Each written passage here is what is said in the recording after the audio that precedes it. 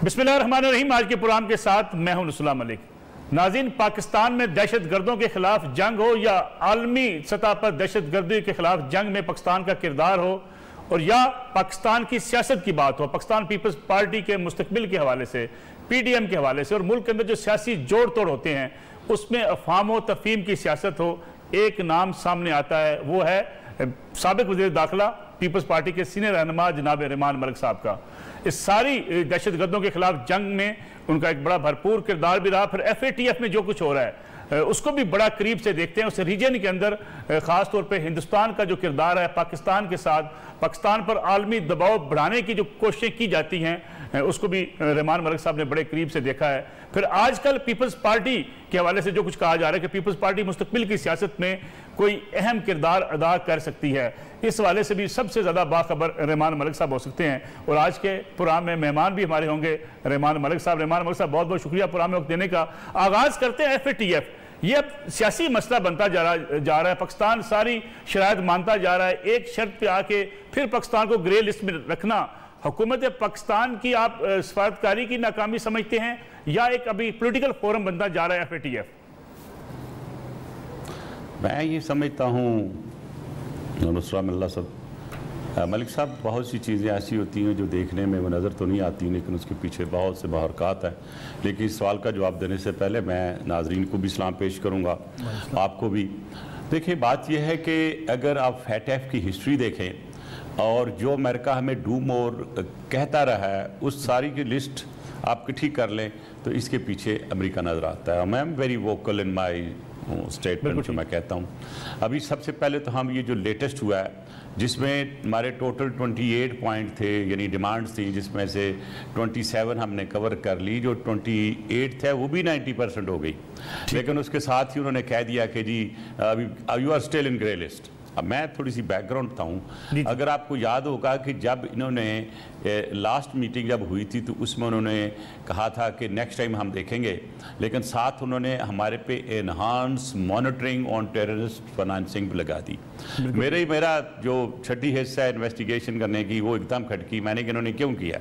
तो मैंने एक लेटर लिखा FATF के प्रेसिडेंट को कि could you tell us as a global citizen and as a Pakistani citizen, I would like to know why have you enhanced our monitoring, जबकि India की तरफ का आपका नहीं मुँह जाता ना आपका अफगानिस्तान की तरफ जाता है। Reason and you know he responded, well we don't respond to the individuals, however this is the procedure adopted by the FATF। अब सर मज़े की बात देखें कि 5 पॉइंट यानी कि 5 डिमांड्स उन्होंने कल दोबारा हमें दे दी, और वो 5 डिमांड्स जो हैं वो जस्टिफाइबल नहीं हैं। और वो डिमांड्स के उन्होंने दिए हैं वो है पैसिफिक एशिया का ग्रुप है जिसमें इंडिया है। तो अगर आप ये देखें कि और फिर उन्होंने जो मेन चीज़ के साथ लिंक किया है कि जो हमारा पहला प्लान था 28 पॉइंट का, और अब ये सेकंड प्लान का नाम उन्होंने दिया है 5 पॉइंट्स का। तो पहले पॉइंट में वो कहते हैं कि जब तक उन लीडर्स की या उन इंडिविजुअल्स की या वो जो लोग टेररिस्ट फाइनेंसिंग या मनी लॉन्ड्रिंग में इन्वॉल्व थे, जब तक उनकी इन्वेस्टिगेशन एंड प्रोसिक्यूशन नहीं हो जाती उस वक्त तक पाकिस्तान ग्रे लिस्ट में रहेगा। इसका मतलब ये हुआ कि हमें तो उन्होंने लंबा डाल दिया ना। आपको पता है पाकिस्तान का सिस्टम प्रोसिक्यूशन का, दुनिया पूरी में प्रोसिक्यूशन और जो इन्वेस्टिगेशन होती है टाइम लेती हैं, और प्रोसिक्यूशन का मतलब था ट्रायल कोर्ट या ट्रायल प्रोसीडिंग्स। तो अगर आप प्रोसीडिंग्स वो कंप्लीट नहीं होंगी तो क्या FATF हमें सारी उम्र के लिए रखेगा? इसलिए आज मैंने रिएक्ट किया है और कल मैं इसके ऊपर इंशाल्लाह एक डिटेल से प्रेस कॉन्फ्रेंस भी करूंगा। ये पाकिस्तान के लिए ठीक नहीं है, और मेरा ख्याल है कि गवर्नमेंट ऑफ पाकिस्तान के पास 2 ऑप्शन है। एक तो ये या जाएं ICJ में जाके इसके खिलाफ कंप्लेंट करें, this is a pure discrimination, total discrimination. और दूसरा पाकिस्तान के पास ये है कि बाइकआउट कर दें, इसको जो करना कर लें। बाइकआउट करने का पाकिस्तान को क्या फायदा और नुकसान क्या होगा रेमान मलिक साहब? देखिए, नुकसान तो हमें बहुत ज्यादा है। जब आप ग्रे लिस्ट में होते हैं तो आपकी जो फाइनेंशियल इंस्टीट्यूशंस हैं वो अंडर प्रेशर आ जाती हैं। ठीक है, क्योंकि LC खोलना, पाकिस्तान में लोन मिलना, they are so many things जो कि आपके फाइनेंशियल सिस्टम में खराबी पैदा करते हैं। अगर आप देखें रेमान मलिक साहब, अगर हमारे ऊपर ये दबाव है, इंटरनेशनल दबाव है और जानबूझ के हमें ग्रे लिस्ट में रखा जा रहा है, तो फिर बाज़ ऐसे रहनुमा जो पाकिस्तान तहरीक इंसाफ से वाबस्ता हैं, सूबाई वुज़रा हैं, उनके ये गैर संजीदा बयान जो सामने आते हैं कि ये माजी की हुकूमतों ने मनी लॉन्ड्रिंग के हवाले से कुछ नहीं किया इसलिए पाकिस्तान ग्रे लिस्ट के अंदर मौजूद है, ये सियासी बयानबाजी है या हकीकत है? देखिए जी, सियासी बयानबाजी कुछ हो, मैं गलत बयान दूं या और गलत बयान दे, क्या कहते हैं वो चाकू जो है वो खरबूजे पे गिरे या खरबूजा चाकू पे गिरे, नुकसान मेरे मुल्क को होता है। तो लिहाजा इन चीज़ों को छोड़ देना चाहिए। मैं इनको थोड़ी सी टीचिंग दे देता हूँ जो कि मैंने इसमें देखी है। भाई ये हमारे पे प्रेशर आ रहा है बिकॉज अफगानिस्तान के साथ जुड़ी हुई बहुत सी चीज़ें हैं और ये हमें ग्रे लिस्ट में रख के हमें प्रेशराइज करना चाहते हैं। और अगर आज हम नहीं उठे और हमारी हुकूमत ने हिम्मत से काम ना लिया और बहादुरी से काम ना लिया और वो सारे फोरम जिसमें हम एजिटेट कर सकते हैं इस डिस्क्रिमिनेशन को। अब एक मिसाल देखें मलिक साहब, आप बड़े पुराने जर्नलिस्ट हैं, मैं आपको लंदन से जानता हूं, मुझे ये बताएं कि जो भी इंडिया को इन्होंने अभी तक प्रॉपर इन्वेस्टिगेशन नहीं शुरू की, सिर्फ उनको कहा कि हमने उसको इन्वेस्टिगेशन के लिए ऑर्डर कर दिए हैं। अब एक तरफ तो हम पिटे जा रहे हैं सारी की दुनिया भर से, अगर देखा जाए पूरी नज़र दौड़ाएं, कभी किसी को इतनी डिमांड्स नहीं मिली फॉर इम्प्लीमेंटेशन जिस तरह पाकिस्तान को मिली हैं। अब दूसरी तरफ इंडिया की प्रोलिफरेशन देखें कि 160 केसेस हो चुके हैं और ये 7.1 किलो का जो इनरिच्ड यूरेनियम था ये भी पार्ट में आता है फैट एफ की। सारी वायलेशंस करके वो फिर भी अभी फैट लिस्ट के बेबी बने हुए हैं, उनको कोई नहीं पूछता। और अगर आप फैट एफ के इस मीटिंग से पहले अगर आप स्टेटमेंटें कुछ देंगे तो आपको समझ आनी चाहिए थी। इसलिए मैंने 2 हफ्ते पहले प्रेडिक्ट किया था कि मैं नहीं देख रहा कि ये फैट लिस्ट से हम बाहर आते नजर आ रहे हैं। मलिक साहब, हम बाइकआउट करने की पोजीशन में हैं। मलिक साहब, हम बाइकआउट कर सकते हैं, हम अफोर्ड कर सकेंगे? तो अगर देखें, अगर बाइकाट नहीं भी करते, आप फैट एफ लिस्ट में तो चले गए हुए हैं, वो लेके चलते जाएंगे, लेकिन कम से कम अगर आप बाइकआउट नहीं करते तो वहाँ तो चले, आईसीजे में तो चले जाएं, अपना पॉइंट ऑफ व्यू तो दें, अपनी दूसरी जो आपकी डिस्क्रिमिनेशन हो रही है एज कम्पेयर टू अदर मुल्क कंट्रीज वो दें, आप ह्यूमन राइट्स की वायलेशन है वो तो करें, आप यूएन में जाएं कि पाकिस्तान के साथ एज ए कंट्री ज्यादती हो रही है। और अब जो इन्होंने रिस्ट्रिक्शन लगाई है कि लीडर्स की और जो जितने भी मनी लॉन्ड्रिंग में लोग इन्वॉल्व उनकी प्रोसिक्यूशन, और जब तक वो नहीं हो जाती, ट्रायल नहीं हो जाती, तब मुझे बताएं हमने किसने भेजी है? अभी सबसे ज्यादा बदनाम किसने किया मनी लॉन्ड्रिंग में? मनी लॉन्ड्रिंग केस ना होने के बावजूद भी हमने उनको मनी लॉन्ड्रिंग का केस बना के बाहर से इंफॉर्मेशन लेने के लिए कर दिया। सर देखें, हमें हैसियत एक कौम सोचना पड़ेगा कि हमें वो काम करने चाहिए जो आने वाले वक्त में मेरे पाकिस्तान के लिए, आपके पाकिस्तान के लिए, हमारे आने वाले बच्चों के पाकिस्तान के लिए हम उनके लिए आसानियां पैदा करें, बल्कि ये इस किस्म की हर्डल्स, इश्यूज, बदनामी नहीं करनी चाहिए। मैं ये समझता हूँ कि इसके ऊपर हुकूमत को संजीदगी से सोचना चाहिए। मुझे अफसोस हुआ है कि अभी तक कोई एक रेगुलर किस्म की एक इसके ऊपर रिएक्शन नहीं आया। मेरा तो रिएक्शन देना है, मैंने देना है किसी भी सूरत में हो, क्योंकि मुझे कल मैंने थोड़ा रिएक्शन दिया था इंडिया पे, और इंडिया से मुझे ठीक ठाक धमकियां आ रही हैं। I am care, I tell all the Indians कि भाई आप जितनी मर्जी मुझे धमकियां दो, I am not going to stop favouring my country, I will continue to speak in favour of my country. Indian क्यों धमकियां दे रहे हैं मलिक साहब आपको? देखे ना, ये मैंने जो न्यूक्लियर प्रोलिफरेशन की जो रिच यूरेनियम का उनको एक्सपोज किया पूरी दुनिया में, डिसइंफो लैब में उनको एक्सपोज किया है, अभी तक किसी ने नहीं किया। तो वो समझते हैं पता नहीं सबसे बड़ा दुश्मन मैं ही हूं। भाई दुश्मन तो हर कोई जो पाकिस्तान के खिलाफ करता है, पूरे पाकिस्तान खड़ा, मैं भी खड़ा हूं। मेरी कुछ बड़ी सीनियर लोग हैं गवर्नमेंट के, उनसे बात हुई, मैंने कहा मैं फिलहाल इस मीटिंग से पहले नहीं बोलता, इसलिए कि कहीं कल को कोई ऐसी बात होगी कि मलिक साहब ने सख्त बात कर दी थी इसलिए वो फैट एफ लिस्ट में रह गया। लेकिन मैंने कहा लेकिन ये लिख के रख लीजिए, मैंने टाइम भी बताया कि हमें वो लिस्ट से नहीं निकालेंगे। मेरी जो इंडिकेशंस हैं अपने ज़हनी तौर पर मैंने सोचा है, क्योंकि अगर उन्हें हमें निकालना होता तो हमें एनहांस्ड टेररिस्ट फाइनेंसिंग की लिस्ट में ना डालते और ये चीज़ ना करते जो उन्होंने की है।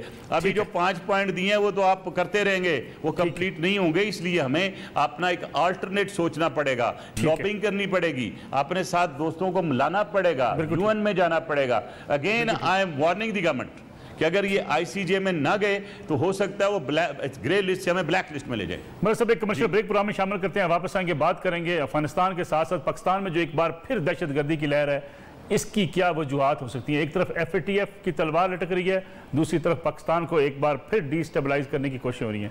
इस पर बात करेंगे आप शॉर्ट ब्रेक।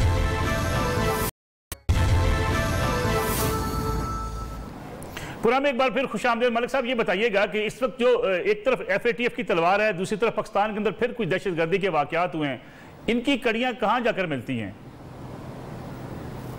देखिए, पाकिस्तान में जो भी लाहौर में हुआ है, मैं ये समझता हूँ कि ये एक सारी स्कीम है पाकिस्तान को और पाकिस्तान की आर्मी को डिस्टेबलाइज करने के लिए। अगर आपको याद होगा तो आपके ही प्रोग्राम मैंने एक चीज़ थोड़ी सी डिस्क्लोज की थी कि billions of dollars have been pumped in Pakistan to destabilise Pakistan. मैं ये लाहौर का जो इंसिडेंट है, दो मैंने इन्वेस्टिगेशन रिपोर्ट नहीं देखी, लेकिन मेरे तजर्बे के मुताबिक और मेरी असेसमेंट के मुताबिक इसमें एलियन हैंड है। ये मैं सिर्फ ये नहीं कह रहा हूँ क्योंकि हर बार हम एक जनरिकली कह देते हैं कि इसमें फलां का हाथ है। मैं ये सोचता हूँ और समझता हूँ कि इसमें इंडिया का हाथ है और किसी और मुल्क का भी हो सकता है। अब आ जाए आपके अफगानिस्तान जिस तरीके से इस वक्त डिटीरियोरेट हो रहा है, और मेरी इन्फॉर्मेशन आज सुबह की थी कि 35 किलोमीटर जो है वो सियाग्राम जो एक डिस्ट्रिक्ट है उनका, वो भी उन्होंने टेक ओवर कर लिया है और ये आगे बढ़ते जा रहे हैं। लेकिन इसके साथ साथ जो गनी साहब और अब्दुल्ला गए थे US में, और उस मीटिंग में जो बाइडन के साथ जो हुई, जो मैंने मुख्तलिफ आज अमेरिका के अखबार देखे और थोड़ी मैंने रिसर्च की, उनको कुछ वहाँ से खास मिला नहीं है। उन्होंने तो ये कहा है कि चाहे you sort out your problems and we can not come in it. लेकिन इस सेंटेंस को मैं सीरियसली लेता हूँ। इसका मतलब यह है कि there is advancement of Taliban towards the capital. अब एक और चीज़ जो मुझे आज सुबह पता चली कि अशरफ गनी की गवर्नमेंट ने दो चीज़ें की हैं कि काबुल के इर्द गिर्द जो वारलॉर्ड्स रहते हैं उन सबको असला दे दिया, एग्जैक्टली उसी तरह जैसे नजीब ने दिया था बिफोर लीविंग अफगानिस्तान। दूसरी बड़ी इंपॉर्टेंट चीज़ है कि दरख्शां का एक गवर्नर था जो कि प्रो पाकिस्तान भी था और उसने बड़ी रोक के रखा हुआ था ये जितने अटैक होते थे इस तरफ हमारे गिलगित इसके चित्राल की तरफ। कल उन्होंने उसको बाई फोर्स चेंज किया है और 10,000 फौज जो है वहाँ पे भेजी है। ये सारी चीज़ें जो हैं, जो कॉन्फ्लिक्ट आ रहा है, और देखें अभी शायद पब्लिक में खबरें नहीं आई हैं लेकिन बॉर्डर पे जो अफगान महाजरीन हैं वो पहुँच चुके हैं और they are trying to make their way. अब पाकिस्तान ज़ाहिर ठीक कर रहा है कि जब तक बायोमेट्रिक नहीं होते, किसी के पास पासपोर्ट नहीं होता, उसको नहीं आने देना चाहिए। लेकिन अगर आप ह्यूमैनिटी को भी सामने रखें तो पाकिस्तान को एक जगह कॉर्नर ऑफ करके उनको दे देनी चाहिए, भाई ठीक है तुम यहाँ रहो। देखें अगली बात कि अब जो वही तालिबान जिनकी खिदमत हुई, जिनको कंधार के रास्ते जनरल बाबर ने, और मैं उसमें क्योंकि जनरल बाबर के साथ एक क्लोज एसोसिएट था, मुझे पता है कि मुल्ला उमर के साथ क्या बात हुई थी, क्योंकि मुल्ला उमर की उस मीटिंग में जनरल बाबर के साथ मैं भी था और दो उनके सीनियर लीडर भी उस वक्त थे।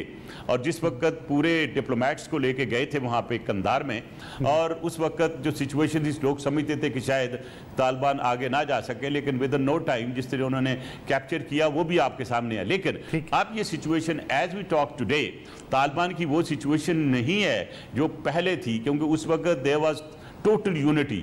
अब इनमें 4 ग्रुप बन चुके हैं जो कि मैं ज़्यादा टाइम आपका नहीं लेना चाहता, डिटेल बताना चाहता हूं, लेकिन स्ट्रांगेस्ट ग्रुप फिर भी अभी यही है जिसमें मुल्ला हैबतुल्ला और मुल्ला उमर के बेटे याकूब उमर और तीसरे हकानी साहब जो हैं Siraj Haqqani, he is the military power, he is the actually man behind the gun.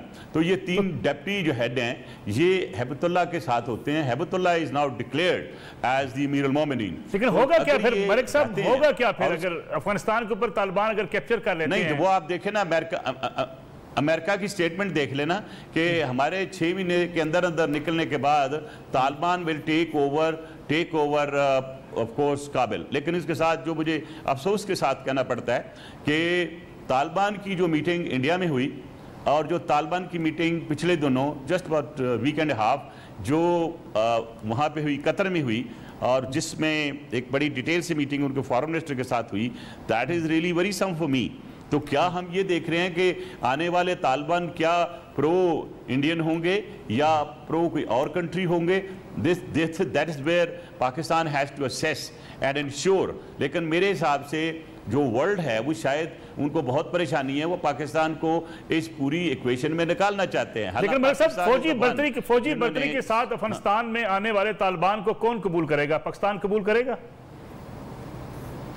देखें ये तो डिपेंड करता है कुछ वक्त तो आप पहले तो हम लेके गए थे, उनको कबूल भी किया, अमेरिका ने भी किया और सऊदी अरेबिया ने किया, सारे मुल्कों ने किया। और आप ये भी एक चीज़ बताऊं कि तालिबान जिस अंदाज से अग्रेसिवली जा रहे हैं, उसकी एक छोटी सी मिसाल ये है कि जब कतर में एक मीटिंग हो रही थी तो उन्होंने कहा जी हम इस मीटिंग उस वक्त तक नहीं बैठेंगे जब तक उनका फ्लैग जो कि वो अफगानिस्तान एमिरेट्स के नाम से बनाया हुआ है वो यहाँ नहीं होगा। That meeting was suspended. और for your kind information America भी माना और उसके बाद यूएन ने वन टाइम वेवर दिया। तो अगर वो इतने परसिस्टेंट हैं और इंटरनेशनल कम्युनिटी को ऐसे फोरम पे मजबूर करके अपना झंडा लहरा के बात करके साइन करके डंके की चोट पे जाते हैं तो सर वो अभी क्यों नहीं करेंगे। अब जबकि जो गवर्नमेंट है वो वीक हो चुकी है, अब देखना ये है कि क्या गनी साहब की गवर्नमेंट जो है सस्टेन कर सकेगी ये प्रेशर जो कि तालिबान की तरफ से आ रहा है। सिर्फ तालिबान नहीं है, अब उधर नॉर्दर्न लाइन्स से जो अहमद शाह मसूद है उसका बेटा भी आगे बढ़ रहा है, अबू सियाफ जो उधर वहाँ पे वो भी बढ़ रहा है। अब वहाँ पे हज़ारा के जो शिया बरादरी के लोग हैं और वो भी इनके तो फिर अफगानिस्तान एक खाना जंगी का शिकार होने जा रहा है मलिक साहब। जी मैं तो देख रहा हूँ, मेरे हिसाब से तो कल से खाना जंगी शुरू हो चुकी है लिमिटेड स्टेज पे। हालां जो अफगानिस्तान की हुकूमत ने कोशिश की है कि गिरदोनवा में जो असला दिया है, और इसमें प्रॉब्लम ये आएगा सर जो मुझे नज़र आ रहा है, आप देख लीजिए, नोट करके रख लीजिएगा कि अफगानिस्तान में जो इस वक्त सिचुएशन बढ़ेगी, जो वारलॉर्ड्स हैं जो ज्वाइन कर देंगे इनको तालिबान को, अगर वॉरलॉर्ड्स ने उनको ज्वाइन कर लिया तो definitely they will have upper hand, क्योंकि इस वक्त 80% से ज़्यादा जो कंट्रोल है वो अफगानिस्तान के जो अफगान तालिबान है उनका है। अभी वो बड़ी होशियारी से काम ये कर रहे हैं कि उन्होंने जितनी आर्टरीज हैं यानी कि जितने इनलेट आउटलेट टू काबिल हैं उन पे तकरीबन सब पे कब्जा किया हुआ है। सब यूएस क्या करेगा? तालिबान अगर काबज हो गए काबुल पर और उसके साथ अफगान हुकूमत, एक तरफ अमेरिका की इत्तेहादी है, दूसरी तरफ तालिबान के साथ भी रवाबत है अमेरिका के, यूएस क्या करेगा? सबसे बड़ी बात मलिक साहब, सबसे बड़ी बात ये कि पहले क्या कर लिया था जब वो आगे थे तालिबान, मुल्ला उमर की हुकूमत शुरू हुई थी तो कुछ भी नहीं हुआ था, बल्कि रिकॉग्नाइज्ड हो गया था। इफ यू रिकॉल, मैं ये समझता हूँ कि अगर उनके दिल में इनके लिए प्यार होता और कोई हमदर्दी होती और वो ये खाना जंगी बचाना चाहते थे तो while the American forces were there, इनको वहाँ पे एक इंटरम सेटअप इंस्टॉल कर देना था, उसी तरह ही जैसे पहले गए थे यूएसएसआर वार की, जब वार ख़त्म हुई, मैं डायरेक्टर एफआई था उस वक्त पेशावर में और मैं अच्छी तरह याद है, मैं मीटिंगों में भी जाता था, उसमें उनके जो थे हुकूमत यार उनको उन्होंने प्राइम मिनिस्टर बनाया और रबानी को प्रेसिडेंट बनाया और एक इंटरम गवर्नमेंट बना के उन्होंने एक सेटअप चला दिया। कम से कम वो ये थी कि खाना जंगी रुक गई और लोगों ने ये सोचना शुरू कर दिया कि हमें कोई पॉलिटिकल वे आउट करना चाहिए। लेकिन उसमें भी जब उसामा बिन लादेन आ गया और हिकमत यार पहले उसके साथ था, जब उनकी लड़ाई होगी आपस में और फिर जब ओबीएल जो है वो चला गया मुल्ला उमर के साथ, which was not liked by the West. और फिर ये भी मैं कर्ज करता हूँ, एक चीज़ डिस्क्लोज करता जाऊँ कि मोहतरमा बेनज़ीर भुट्टो शहीद साहबा ने कोशिश की थी कि ये जंग ना हो और ये जो हमला होना है अफगानिस्तान पे अमेरिका का ना हो, और मेरी उन्होंने ड्यूटी लगाई। और मेरा एक दोस्त है अफगानिस्तान में जो कि वेरी प्रोमिनेंट पर्सनैलिटी, और इस वक्त वो सऊदी अरेबिया में होते हैं और उसमें भी होते हैं, मैं उसको कांटेक्ट किया और उसने फिर ये बातचीत शुरू कराई।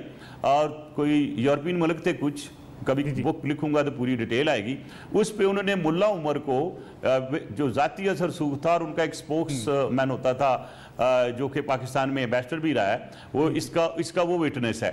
और मुल्ला उमर ने कहा कि मैं उसामा बिन लादेन आपको दे देता हूँ, आप ले जाएं थर्ड कंट्री में यूरोप, उसको ट्रायल कर लें। लेकिन उस वक्त फिर अमेरिका ने जो मैसेज मोहतरमा का दिया, जो कि मैंने भी कन्वे किया कि America says it is too late now, we have already decided to attack. और उसमें कुछ मुल्क यूरोप के थे जो नहीं चाहते थे कि ये अटैक हो, but America wanted to do that, America did that. और अब क्योंकि अमेरिका विड्रॉ करना चाहता था, अमेरिका ने विड्रॉ किया। और अब देखना ये कि क्या जो प्रेसिडेंट गनी है वो रहेंगे, उनकी कैबिनेट रहेगी। अब इनमें आपस में भी अच्छी खासी रिफ्ट पड़ गई है। मेरी इतलात ये हैं कि हनीफ इम्तियार जो इनके साथ गए थे, उनको उन्होंने ना जो बाइडेन के पास लेके गए हैं, ना उसे पेंटागन में लेके गए हैं, ना उन्हें स्टेट डिपार्टमेंट में ले गए हैं। And I think he is one of their prominent leader and a partner. तो इसका मतलब ये कि मैं ये देख रहा हूँ कि आने वाले वक्त में इवन गवर्नमेंट में भी मैं रिफ्ट देख रहा हूँ। लेकिन हमारे लिए जो जरूरी है, पाकिस्तान के लिए, पाकिस्तान ने बहुत कुछ किया अफगानिस्तान के लिए, पाकिस्तान ने बहुत कुछ किया, जितने भी लोग आए वहाँ से, उसमें इंक्लूडिंग तालिबान। और ये वो वक्त है कि क्या अच्छा होता है कि गनी साहब भी और तालिबान भी ये फैसला करते हैं कि पाकिस्तान को इसमें आगे आना चाहिए, पाकिस्तान इसमें मीडिएटर बन के दोनों की अगर सुलह करा के काम करता, that was the right way. लेकिन अमेरिका ने पाकिस्तान की तरफ मुंह नहीं किया, पाकिस्तान को कुछ और ही कहते रहते हैं। उन्होंने वो चले गए टर्की। अब टर्की में उन्होंने जो फैसला किया कि हम ये हैंड ओवर कर देते हैं एयरपोर्ट टू तालिबान, बेसिकली वो एयरपोर्ट तो नहीं थी, सॉरी टू टर्किश ट्रूप्स, लेकिन वो बेसिकली सिर्फ एयरपोर्ट नहीं था, that was like taking over of the area. लेकिन तालिबान ने उसको रिग्रेट किया। अब क्वेश्चन ये है कि why America has taken Turkey into conference and not us. तो उसके लिए मैंने एक आर्टिकल लिखा, परसों जरा पढ़ लीजिएगा, उसमें मैंने ये लिखा है कि देखें 2023 में जो ऑटोनमस अपायर थे, उन्होंने एक एग्रीमेंट साइन किया था अरब वर्ल्ड के साथ उस वक्त, जिसके मुताबिक वो 100 साल मक्का मुकरमा से और मदीना शरीफ से भी चले जाएंगे, और जो अपना ब्लैक सी है उसको छोड़ देंगे, और जो सीरिया का कुछ इलाका है और उस वक्त पैलेस्टीन के इलाके को छोड़ देंगे। और वो यूरोपियन एक कंट्री ने ये सारी पीछे उनको कर करा के, आपने देखा कि मुआहदा भी हुआ, वहाँ का सिस्टम चेंज हुआ, और पैलेस्टीन का जो इलाका था जब वो खाली करवाया उन्होंने, तो उसमें इजराइल को बचाया। ये एक लॉन्ग टर्म प्लानिंग थी यूरोप की। अब मैं ये देख रहा हूँ कि खुदा न खास्ता अगर ये चीज़ नहीं होती, और ये जो मैंने बात की है कि टर्किश का जो कंट्रोल वापस लाने के लिए अगर ये जंग शुरू हो गई, तो उस सूरत में तो जो अरब स्प्रिंग का पुराना प्लान था यूएस का, वो तो मुझे अब बाद में होता हुआ नजर आ रहा है। तो इसलिए हमें ये देखना होगा कि पाकिस्तान अपनी गेम सेफ प्ले करे। मलिक साहब, एक ब्रेक प्रोग्राम में शामिल करते हैं, वापस आएंगे, बात करेंगे पाकिस्तान की सियासत की, कि पाकिस्तान की सियासत में क्या होने जा रहा है एक ब्रेक के बाद।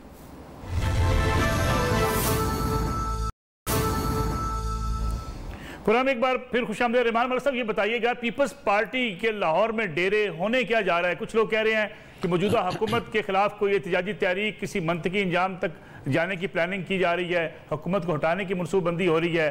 पीपल्स पार्टी मुस्तकबिल के हवाले से बड़ी क्लियर हो चुकी है।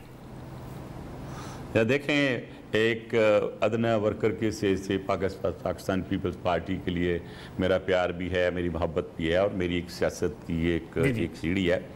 और मेरी तो दुआ होगी कि मेरी पार्टी ही सब कुछ करे, और मेरी ये भी दुआ होगी कि आसिफ अली जरदारी साहब इन सारी चीज़ों को लेके चलें, जो कंसेंसस भी कराएं, और अगर कोई तारीख भी चलती है तो उसको लीड करें, because he has the capacity to get people in one drawing room, sit together and do things which are required. अल्लाह करे ये हो। लेकिन पाकिस्तान की सियासत जो है वो आपके सामने है फॉर द लास्ट 2.5 ईयर। और पहले दिन से जैसे हमारी हुकूमत की प्रेडिक्शंस होती थी कि बस गई, एक तोता लेके बंदा बैठ जाता था, वो भी बात करता था।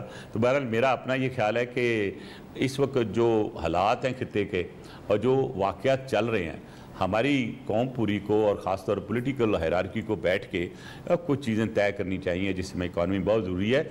और जिस अंदाज से आप इकॉनमी की बात कर रहे हैं और जिस तरह इकॉनमी नीचे जा रही है, आपके लिए सियासत जो है वो सेकेंडरी चीज़ है, इकॉनमी जो है वो पहले प्रेफरेंस आनी चाहिए। मैं देख रहा हूँ कि जो आने वाले वक्त में जो एक्सटर्नल फैक्टर्स हैं, दे आर वेरी इंपॉर्टेंट। तो इसका मतलब इमरान खान साहब कहीं नहीं जा रहे मलिक साहब, फिर ये समझा जाए कि इमरान खान साहब अपनी मुद्दत पूरी कर रहे हैं?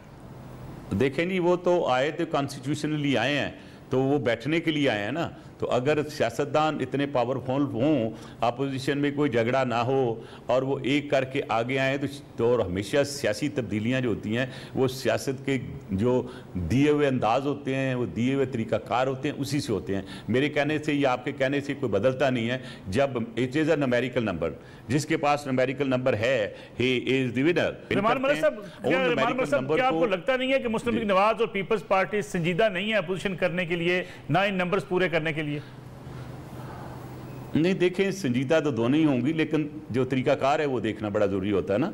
आप देखें, मुझे किसी ने कहा कि आपने कैसे गैस किया है कि नवाज शरीफ साहब जो बाहर चले जाएंगे 2 महीने पहले, तो मुझे बाद किसी ने क्लिप भी सुनाया, पता नहीं आपका था किसी और दोस्त ने सुनाया। मैंने कहा यार मैं बॉडी लैंग्वेज भी देख रहा हूँ, कुछ जो हालात और वाक़यात में देख रहा था कि मियाँ साहब बाहर चले जाएंगे। मैंने ये भी कहा कि मियाँ शहबाज शरीफ साहब की बेल हो जाएगी, वो भी आ जाएंगे। और आपने देखा कि मैं किसी पे इल्ज़ाम नहीं लगा रहा हूँ, क्योंकि मैं हमेशा इंडिपेंडेंट और बड़ा अनबाइस्ड होकर बात करता हूँ। अब जो वो स्टेटमेंटें पहले आती थी PMLN से, उस अंदाज की वो स्टेटमेंटें नहीं हैं। आई एम ग्लैड कि एक माइल्ड तरीके से हम चल रहे हैं। हम तो पहले ही माइल्ड थे, लेकिन सर्टन वेज हमारा भी है, क्योंकि आपने पाकिस्तान में सियासत भी करनी है। सिर्फ आप चुप हो जाएंगे तो लोग कहेंगे डर गए है। तो बहुत सी चीज़ों को सामने रखते हुए वही मैं अर्ज़ कर रहा हूँ कि जो हम इसको जिस अंदाज से, जिस बुरे हालात से गुजर रहे हैं, और मैं अभी पहले वार्न कर रहा हूँ 15-20 दिन के बाद बहुत शोर होगा यहाँ पे, और लोग कहेंगे कि ये तो गड़बड़ हो गई। लेकिन उस वक्त बहुत सी आवाज़ें उठेंगी कि सारी कौम इकट्ठी मिलकर बैठे, ये भी आवाज़ उठेगी कि पॉलिटिकल पार्टीज इकट्ठी बैठ के बात करें। और ना डिपेंड्स ऑन इमरान खान, अगर उनको मौका मिला है तो he should also take this opportunity and get the entire opposition in his hand, और उनसे बात करे। और लेकिन अभी तक जो सूरत हाल है उसमें तो बहुत दूरियां हैं रिजवान मलिक साहब अपोजिशन की और इमरान खान साहब के माबैन। मैं दूरियां, सियासी दूरियां सर एक दिन में ख़त्म हो जाती हैं। कभी आपने तो देखा था कि मोहतरमा बेनज़ीर भुट्टो और शहीद जो हैं और नवाज शरीफ साहब मेरे घर में चार्टर ऑफ डेमोक्रेसी साइन कर रहे होंगे। क्या आपने सोचा था कि मैं जनरल मुशर्रफ के साथ मीडिएटर बन के मीडिएशन कर रहा हूँगा विद मोहतरमा बेनज़ीर भुट्टो? क्या आपने सोचा था कभी कि आसिफ अली ज़रदारी, जिस पे इतने झूठे इल्ज़ाम लगे, he will become the president of the country? तो ये सारी चीज़ें। और एक वक्त वो आया था, आपको देखा मियाँ नवाज शरीफ साहब तशरीफ लाए थे तो उनका एक बंदा भी एयरपोर्ट में नहीं आया था। और एक वक्त आया कि वो थमे नहीं पावर के साथ, वोट पावर के साथ he became the prime minister. तो ये पाकिस्तान की सियासत। तो आपको लगता है मियां नवाज शरीफ वापस आ रहे हैं? मेरा ख्याल है कि अगर मुझसे आप टेक्निकली पूछे तो मैं नहीं समझता वो वापस आएंगे, और वो वापस खुद भी नहीं आएंगे, और मेरा ख्याल है उनको लाया भी नहीं जाएगा और लाया नहीं जा सकता। कि कानून ऐसा है कि जिस मुल्क में डेथ पेनल्टी हो, उस मुल्क में यूके कभी भी किसी को नहीं एक्सट्राइड करता या डिपोर्ट करता, तो लिहाजा वो सेफ है। हाँ, क्वेश्चन ये है कि क्या एक कंसेंसस, पॉलिटिकल कंसेंसस पाकिस्तान में with all the stake holder आ जाती है, तो then I agree with you कि मियाँ साहब आ जाएंगे पहले ही चांस पे। But in the given situation मैं जो देख रहा हूँ और जो स्टेटमेंटें आ रही हैं और जिस अंदाज से मैं पोलराइजेशन देख रहा हूँ, let me use a word, क्योंकि जितनी पॉलिटिकल पोलराइजेशन है वो उसमें मेरा नहीं ख्याल है कि मियाँ नवाज शरीफ जैसा ज़ीरक इंसान जो कि काफ़ी दफ़ा प्राइम मिनिस्टर रह चुके हैं और उनका एक अपना हल्का भी है, I don't think he will take a risk of coming to Pakistan. Zardari साहब की बॉडी लैंग्वेज मलिक साहब क्या बता रही है आपको? वो माशाल्लाह जितने ज़ीरक और जितनी चीज़ को समझ के बोलते हैं एक बड़े ही अंदाज से, उनको समझना बड़ा मुश्किल है। बहरहाल मैं ये कह देता हूँ कि वो अपने अंदाज में अपनी पॉलिटिक्स जारी रखे हुए हैं, डिस्पाइट कि उनको जेलों में भी जाना पड़ा, उनको बड़े मुश्किल हालात में भी रहना पड़ा, हॉस्पिटल में उनको हार्ट अटैक हुआ, लेकिन आप उससे मर्दे जो हक कहा उन्होंने, वो हक था वो आपके सामने है कि बिल्कुल वो घबराए नहीं हैं और वो अपनी सियासत को अपनी स्पीड पे खुद स्टीयरिंग में बैठ के लेके जा रहे हैं। और मुझे अच्छा लगा कि आसिफ ज़रदारी साहब खुद गए वहाँ पे लाहौर में, और लाहौर गढ़ है और कोई भी सियासी पार्टी पाकिस्तान की प्राइम मिनिस्टरशिप नहीं ले सकती जब तक उसका अच्छा खासा। मलिक साहब एक शॉर्ट कमेंट आपसे चाहूंगा, प्रोग्राम खत्म करते करते एक शॉर्ट कमेंट आपसे चाहूंगा मैं। इस वक्त पीपल्स पार्टी या PMLN की एस्टेब्लिशमेंट के साथ लड़ाई खत्म होती या कम होती आपको दिखाई दे रही है? देखिए, ना मैं एस्टेब्लिशमेंट में हूँ और ना मैं उन लोगों में हूँ जो कभी कोई बातचीत कर रहे होंगे, लेकिन मेरा ख्याल है कि हम पाकिस्तानी एस्टेब्लिशमेंट को जिस तरह आप प्रेजेंट करते हैं वैसे हमें नहीं करना चाहिए। वो भी पाकिस्तान का हिस्सा है, वो पाकिस्तान की एस्टेब्लिशमेंट है। तो मेरा ख्याल है जो कुछ वो बेहतर किया उन्होंने पाकिस्तान में, अगर आज पाकिस्तान आर्मी ना होती तो सही इंडिया तो अमेरिका भी का खा चुका होता। तो लिहाजा हमें ये सोचना चाहिए कि हमने सब ने मिलकर किसकी क्या मदद करनी है एक दूसरे की, कि हम पाकिस्तान को आगे मुस्तकबिल में इन सारे क्राइसिस से निकाल सकें। रहमान मलिक साहब बहुत बहुत शुक्रिया प्रोग्राम में वक्त देने का। नाज़रीन, आज का प्रोग्राम था। रहमान मलिक साहब ने खासतौर पर इस रीजन के हवाले से फिर पाकिस्तान FATF में किस तरह फंसा इस पर खुल कर बात की। इंशाल्लाह कल आपसे फिर मुलाकात होगी। इजाज़त दीजिए, अल्लाह हाफ़िज़।